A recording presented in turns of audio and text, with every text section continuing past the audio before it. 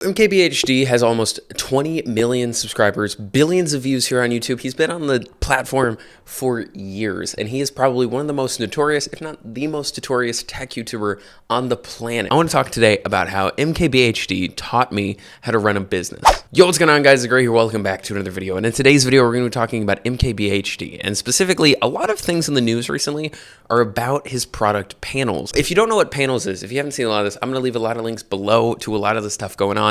But he basically released an app. The app is basically high-res wallpapers for like your phone, your iPad, backgrounds on computers, things like that. So overall, it's an interesting product, right? Because most of us, like my background, is just photos of people I care about. And so when he released this app, there was a paid version where it was $50 a year, which is just insane. If you used the free version, there was constant ads everywhere. It tracked your information, and it was just kind of a weird app in general. The overall release of it did not go well. It was released in mid-September, and there was a lot of bad feedback. And in the creator economy, we've been seeing this a lot, where there's a lot of apps and products. You have Lunchly, Prime. I'm going to make a bunch of videos on all of this because I think it's very interesting, the creator economy and how it's bringing products to the marketplace.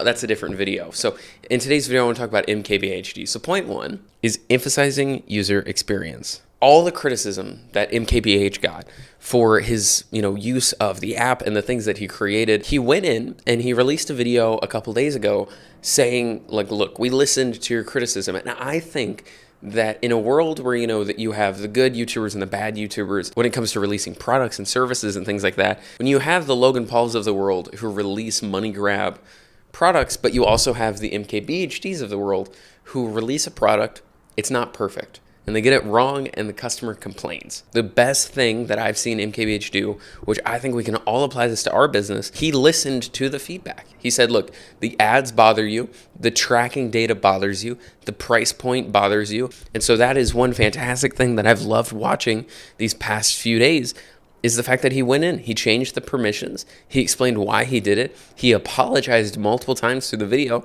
he expressed how he's naive in this area, he's never created an app before. And I think the admission of, I don't know what I'm doing, actually gave him the authority to then say, we're going to make this better. I think when it comes to a lot of us in our business, actually looking at the product or the service that we're offering to our customers, clients, or members, actually talking to them and saying, look, we want you to appreciate what we're doing here today and not just what we're promising is going to happen in the future. And so that brings me to point number two, leveraging authenticity and personal brand. So Marques Brownlee has basically created an invulnerable brand where he has such, like, his opinion can make or break brands and other companies. I remember he left a bad review on an electric vehicle, and that company did terrible after the review, because with 20 million followers on just YouTube, and you're getting multiple millions of views per video, if he goes on there and he says your product sucks, it's going to carry so much more weight than if I got on here and say a product sucks. Actually leveraging your personal brand and leveraging that image and that authenticity of him saying, look, you can't buy me.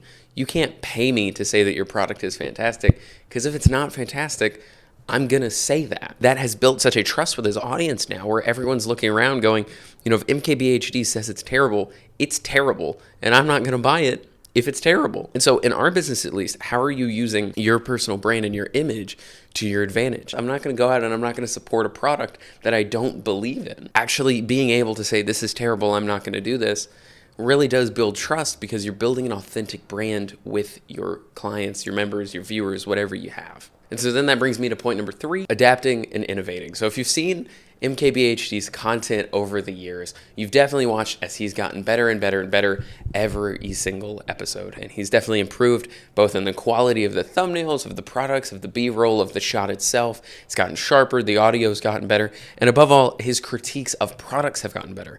And while the dude's worth like $45 million, he is still very in tune with the fact that there are some products that just don't make sense for the average consumer. When he started getting into the more electric car reviews and different vehicles like that, he recognized, he's like, this is just a video you're going to watch because the product is cool, not because you probably can afford it. And he was very upfront about that. In our business, at least, I've said this multiple times through this whole playlist, which, by the way, we're at like 16 or 17 episodes now, which is absolutely awesome. I'm super excited to keep making these videos. In our business, how can we adapt and how can we innovate in our business? Are we looking at implementing new technology? We're looking about talking about a new product or researching a new line of products that our customers are actually asking for. Anyway, guys, thank you so much for watching today's video. If you guys have enjoyed, drop a like and comment down below what I should talk about next. Let me know who I should be talking about next, because I really do love making this series. I love talking about people that have taught me either how to run a business or how not to run a business. So if you have some people in mind, let me know. I will say I am eager to make a few. And so if I see a lot of comments on that, it'll bump them up in the queue. But anyway, guys, thank you so much for watching. I'll see you all in the next one.